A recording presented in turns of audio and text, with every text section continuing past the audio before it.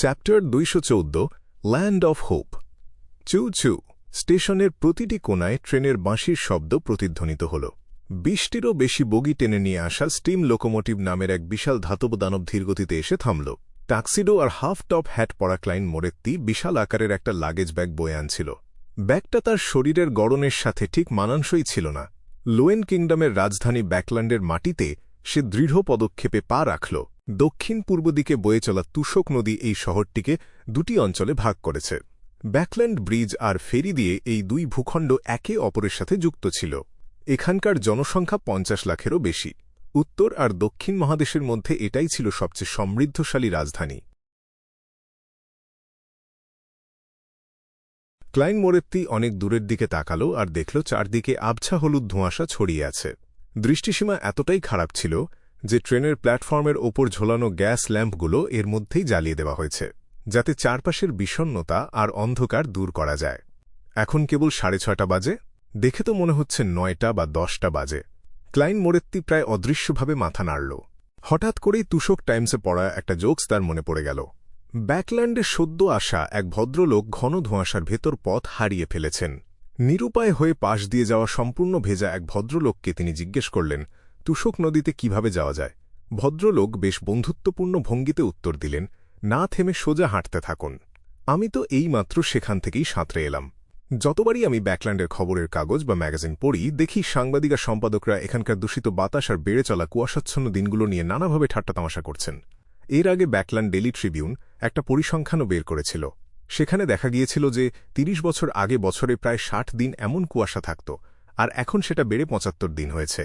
এই কারণে অনেক দূরদর্শী মানুষ soot reduction association, smoke reduction অ্যাসোসিয়েশনের মতো বিভিন্ন সংগঠন গড়ে তুলেছেন। এমনকি গত সেপ্টেম্বরে ন্যাশনাল অ্যাটমসফেরিক পলিউশন কাউন্সিল গঠনের প্রয়োজনীয়তা জানিয়ে একটা বিলও নাকি আনা হয়েছিল। হঠাৎ করে শুরু হওয়া অস্বস্তি থেকে রেহাই পেতে ক্লাইন মোরেত্তি তার বিশাল লাগেজ ব্যাগটা নিচে নামাল আর নিজের নাক চেপে ধরল।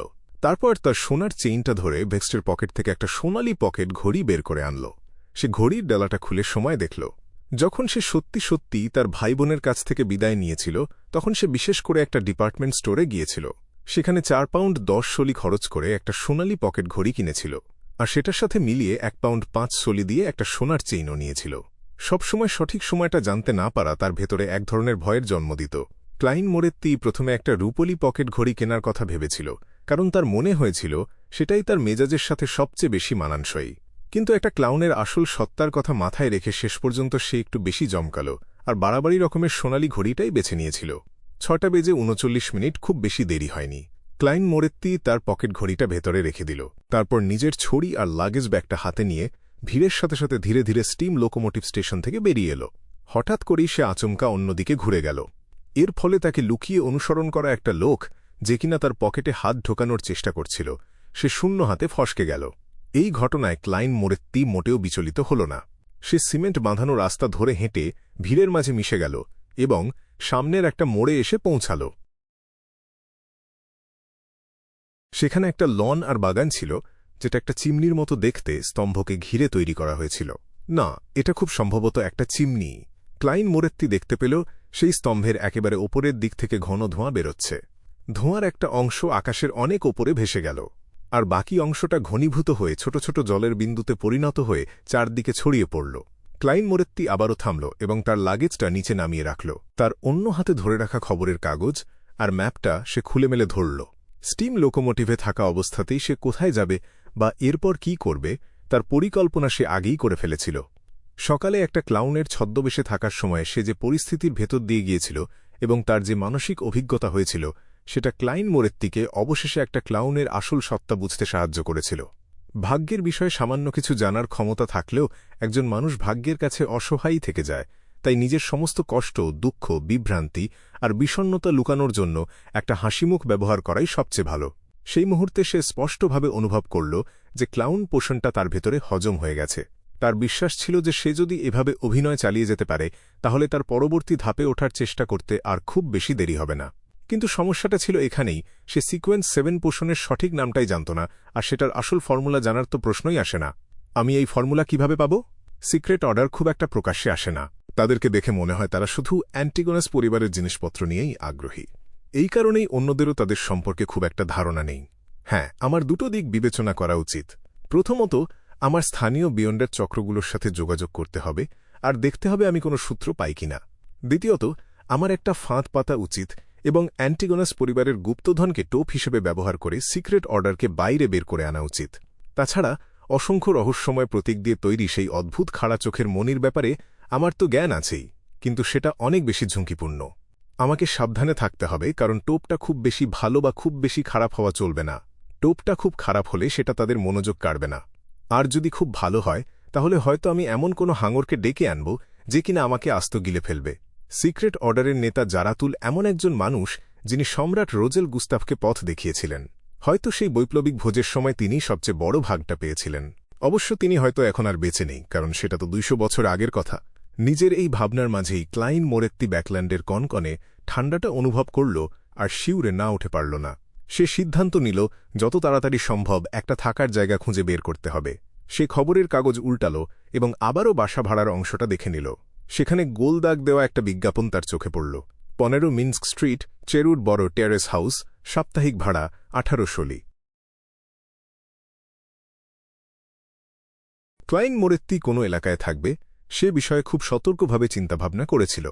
যদিও ব্যাকল্যান্ডের জনসংখ্যা 50 লাখের বেশি, তবুও স্থানীয় নাইটহক্সদের সাথে দেখা হয়ে যাওয়ার ব্যাপারে তাকে সাবধান থাকতে হবে। সে সদ্য বদলি হয়ে আসা ডালিই হোক অথবা লোরোটা, আইওর হারসন আর বর্জিয়া, যাদের সাথে তার আগেই দেখা হয়েছে, তারা নিশ্চিতভাবেই তাকে চিনতে পারবে। সেই কারণে ক্লাইন মোরেত্তি নর্থ বড়ো এলাকাটা বাদ দিয়েছিল, যেখানে চার্চ অফ অ্যাভারনাইটের ব্যাকল্যান্ড ডায়োসিসের সদর দপ্তর আর সেন্ট স্যামুয়েল ক্যাথেড্রাল অবস্থিত। সে সবচেয়ে ভালো নিরাপত্তা সম্পন্ন এবং ভীষণ কড়াকড়ির মধ্যে থাকা এমপ্রেস বড়ো আর ওয়েস্টার্ন বড়ো এলাকাগুলো বাদ দিয়েছিল। এই দুটো বড় ছিল অভিজাত আর সবচেয়ে ধনী রথী মহারথীদের এলাকা, যেখানে এমপ্রেস বড়োর কাছাকাছি বেশি অভিজাতরা থাকত। শ্রমিকদের এলাকা, বন্দর, ইস্ট বড়ো এবং ব্যাকল্যান্ড ব্রিজের আশপাশের এলাকা, যেখানে গরিব মানুষরা জড়ো হতো, সেগুলো বাদ দেওয়ার পর ক্লাইন মোরেত্তির হাতে খুব কম বিকল্পই বাকি ছিল। প্রথম বিকল্পটা ছিল হিলস্টন ব্যাকল্যান্ড, যেখানে ব্যাকল্যান্ড stock exchange, clearing house, future centre, 7টা বড় ব্যাংকের সদর দপ্তর, বিভিন্ন ট্রাস্ট ফান্ড, রেল কোম্পানি আর বাল্ক কার্গো বাণিজ্য কোম্পানিগুলো অবস্থিত। এটা লোয়েন কিংডমের আর্থিক, ব্যবসায়িক আর অর্থনৈতিক কেন্দ্র হিসেবে পরিচিত ছিল। দ্বিতীয় বিকল্পটা ছিল চেরুড বড়ো, যেখানে অনেক ছোট ছোট কোম্পানি আর আবাসিক ভবন ছিল। এই দুটো বড়তেই প্রচুর মানুষের বাস ছিল, আর সেখানকার নিরাপত্তাও তুলনামূলকভাবে বেশ ভালো ছিল। লুকিয়ে থাকার জন্য এটা বেশ ভালো জায়গা। অনেক ভেবেচিন্তে ক্লাইন মোরেত্তি তুলনামূলক সস্তা চেরুড বড়ো এলাকাটাই বেছে নিল। সে ক্যাপিটাল হাউজিং ইমপ্রুভমেন্ট কোম্পানি বা ক্যাপিটাল হাউজিং ইমপ্রুভমেন্ট অ্যাসোসিয়েশনের মতো সংগঠনগুলোর খোঁজ করেনি, কারণ তাদের কাছে পরিচয়পত্র জমা দিতে হতো, যেটা সে এই মুহূর্তে জোগাড় করতে পারবে না। আজ যদি আমি ভাড়া নেওয়ার জন্য কোনো জায়গা খুঁজে না পাই, তবে এমন একটা মোটেল খুঁজে নেব যেখানে রাতের বেলা থাকার জন্য কোনো পরিচয়পত্রের দরকার হয় না। ক্লাইন মোরেত্তি তার হাতের জিনিসপত্র গুছিয়ে নিল আর নিজের লাগেজটা বয়ে নিল। ম্যাপ অনুযায়ী সে একটা ডিপার্টমেন্ট স্টোরের প্রবেশপথের মতো দেখতে একটা জায়গার দিকে হাঁটতে শুরু করল। সেটাই ছিল ব্যাকল্যান্ড মেট্রোর প্রবেশপথ। হ্যাঁ, একটা মেট্রো। প্রথমবার যখন ক্লাইন মোরেত্তি খবরের কাগজ আর ম্যাগাজিনে মেট্রো শব্দটা দেখেছিল, তখন সে প্রায় চমকে লাফিয়েই উঠেছিল। সে কখনোই আশা করেনি যে এমন একটা যানবাহন এই যুগে বাস্তব হয়ে উঠবে, যে যুগে এখনও বিদ্যুতের ব্যবহার ঠিকমতো শুরুই হয়নি। 25 বছর আগে এর জন্ম হয়েছিল। প্রথমে এটা তুষক নদীর 2 তীরকে সংযুক্ত করেছিল, আর এখন শহরের প্রধান বড়গুলোতেও ছড়িয়ে পড়েছে। অবশ্য সেখানে খুব বেশি স্টেশন ছিল না। প্রধান দরজা দিয়ে ক্লাইন মোরেত্তি তার সামনের মানুষদের অনুসরণ করে টিকিট কাউন্টারের দিকে এগিয়ে গেল। কয়েক মিনিট লাইনে দাঁড়িয়ে থাকার পর অবশেষে সে সুন্দর সোনালি চুলের একজন মেট্রো ক্যাশিয়ারকে দেখতে পেল। মহিলা মাথা তুলে তাকাল না। সে শুধু জানালার পাশে থাকা কাঠের বোর্ডের দিকে আঙুল দেখিয়ে দিল, যেখানে টিকিটের দাম লেখা ছিল। ব্যস্ত সময় সকাল 7টা থেকে 9টা, সন্ধ্যা 6টা থেকে 8টা, 10 মিনিট পরপর ট্রেন। অন্যান্য সব সময় 15 মিনিট পরপর ট্রেন।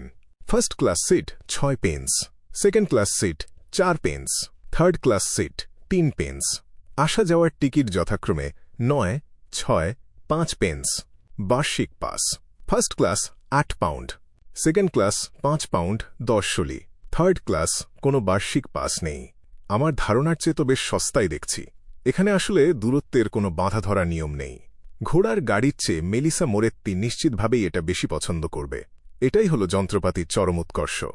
ভাবতে ভাবতেই ক্লাইন মোরেত্তির হঠাৎ করে মন খারাপ হয়ে গেল।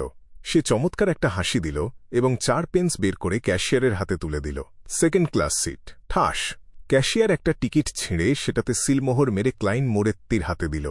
চেরুট বড়োর দিকে যাওয়ার লাইনটা খুঁজে বের করে আর খুব একটা কড়াকড়ি না থাকা নিরাপত্তা বেষ্টনী পার হয়ে ক্লাইন মোরেত্তি সিঁড়ি দিয়ে নিচে নেমে দ্রুত প্ল্যাটফর্মে চলে এলো। মাটিতে থাকা নির্দেশিকাগুলো অনুসরণ করে সে সেকেন্ড ক্লাস সিটের নির্দিষ্ট জায়গাটা খুঁজে বের করল। চুচু! খুব বেশি সময় তাকে অপেক্ষা করতে হল না। তার আগেই সে ট্রেনের ঝকঝক শব্দ আর স্টিম ইঞ্জিনের বিকট বাঁশির আওয়াজ শুনতে পেল। সে একটা বিশাল স্টিম লোকোমোটিভ দেখতে পেল। এর বিশাল আর আঁকাবাঁকা শরীর, কালো ধাতব দীপ্তি আর জটিল যন্ত্রপাতির সমন্বয়ে এক অন্যরকম সৌন্দর্যের সৃষ্টি হয়েছিল। ব্যাকল্যান্ডের মেট্রোতে এখনও স্টিম লোকোমোটিভ ব্যবহার করা হতো। সেখান থেকে যে ধোঁয়া বেরোত সেটাকে এমনভাবে নকশা করা হয়েছিল যেন তা ওপরের একটা পাইপের ভেতরে ঢুকে চিমনি দিয়ে বাইরের পৃথিবীতে বেরিয়ে যায়। রাস্তার ওপর থাকা লন আর বাগানের আসল ব্যবহারও এটাই ছিল। ধাতুর তীক্ষ্ণ শব্দের মাঝেই ক্লাইন মোরেত্তি প্রথমে যাত্রীদের নেমে যাওয়ার জন্য অপেক্ষা করল, তারপর ধীরে ধীরে তার ছড়ি আর লাগেজ নিয়ে এগিয়ে গেল। এরপর সে কন্ডাক্টরকে তার টিকিট চেক করতে দিল। থার্ড ক্লাস সিটের মতো নয়, সেকেন্ড ক্লাস সিটে একটা সিটে একজনই বসতে পারত, তাই নিজের সিট বেহাত হয়ে যাওয়ার কোনো ভয় ছিল না। ক্লাইন মোরেত্তি যেই না বসল, নিজের লাগেজটা গুছিয়ে রাখল আর ছড়ির ওপর ভর দিল, তখনই সে হঠাৎ করে দ্রুত পায়ের শব্দ শুনতে পেল। অবচেতনভাবেই সে দরজার দিকে তাকাল আর দেখল একটা রোগা কিশোর তাড়াহুড়ো করে বগির ভেতরে ঢুকে পড়ল। ছেলেটা এমন একটা কোট পরেছিল যেটা তার বয়সের সাথে মানানসই ছিল না। সে একটা গোল টপ হ্যাট পরেছিল আর তার সাথে একটা ছেঁড়াখোড়া ঝোলা ব্যাগ ছিল। সে তার মাথাটা খুব নিচু করে রেখেছিল। আমাকে মাফ করবেন, আমি ভুল বগিতে উঠে পড়েছি। আমি থার্ড ক্লাসের যাত্রী। সে তার টিকিটটা দেখিয়ে যাত্রীদের কাছে ক্ষমা চাইল এবং দ্রুত পায়ে থার্ড ক্লাস বগির দিকে চলে গেল। ক্লাইন মোরেত্তি তার দৃষ্টি সরিয়ে নিল এবং বগির দরজা বন্ধ হওয়ার অপেক্ষায় থাকতে থাকতে আরও একবার নিজের গন্তব্যের ব্যাপারটা নিশ্চিত করে নিল। ঠিক সেই মুহূর্তে সে বিশৃঙ্খল আর দ্রুত পায়ের শব্দ শুনতে পেল। তারপর সে দেখল কালো কোট পরা লোকগুলো আর হাফ টপ হ্যাট পরে তাড়াহুড়ো করে বগির ভেতর ঢুকে পড়ল। তারা কি ওই 15 বছরের ছেলেটার পিছু ধাওয়া করছে? ক্লাইন মোরেত্তির মনে সহজাতভাবেই এই চিন্তাটা এলো। সে আলতো করে মাথা নাড়ল এবং বগির অন্য যাত্রীদের মতোই নিজের খবরের কাগজ আর ম্যাপ পড়তে শুরু করল। 1. এই জোকসটি ইংরেজি ম্যাগাজিন পাঞ্চ থেকে নেওয়া হয়েছে।